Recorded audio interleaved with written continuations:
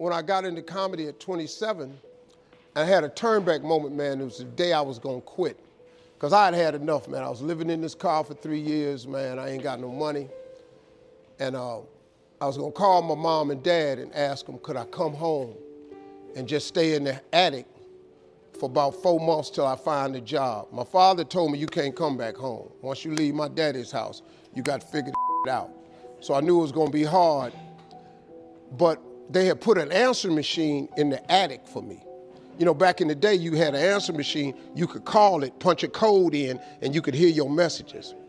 And so I was bathing in a hotel in Pensacola, Florida. And the way I used to bathe was, I used to go to hotels that had those bathroom doors that went floor to ceiling.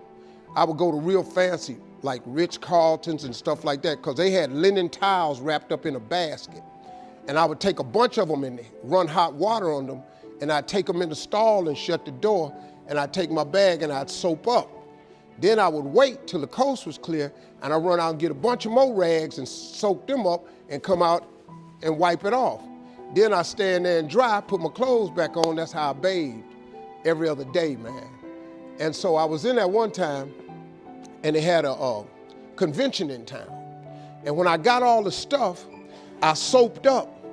This convention let out, and men was just coming in the bathroom, and I couldn't go out. So I couldn't get the soap off. So I let the toilet seat down, and I'm sitting there, man. I just started crying. I said, man, I can't take this no more. I'm finna quit. I'm gonna go call my daddy, just ask him, can I come home, man? I can't do this no more. So before I called him, I called the answer machine, and I got a message. And it said, Steve Harvey, this is Chuck Sutton from Showtime at the Apollo. We saw a tape of you. If you would come to New York Sunday night, this was a Thursday, come to Sunday night, we're gonna put you on TV, Showtime at the Apollo. Put me on TV, that was my dream. But I had a problem.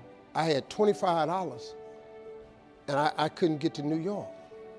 How was I gonna get to New York with $25? So I said, man, I went back in my car, and I'm crying again. I said, man, God, I finally get a shot to get on TV, and then I can't even go. I said, how could you do this to me?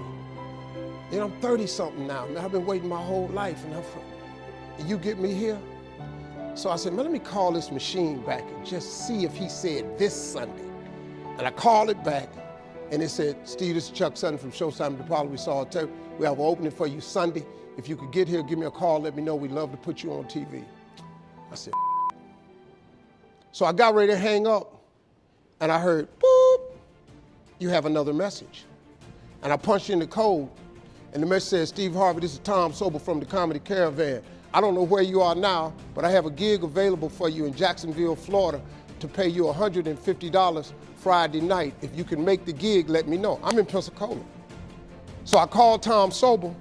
He sends me to this gig to make $150. I go the next night, I make the $150, but I was so funny, the club owner said, if you stay the next night, I'll pay you another $150. I got $300.